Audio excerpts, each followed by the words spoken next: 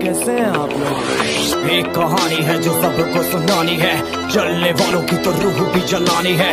एक कहानी है जो सबको सुनानी है, इनकी भूख भी तो मैंने ही मिटानी है। इनको क्या पता मैंने करी कितनी मेहनत, सारी बातों से था मैं पूरा सहमत। सारी जिंदगी इन्होंने मुझको रुलाया, इनको भी तो मिला था जो मैंने कमाया।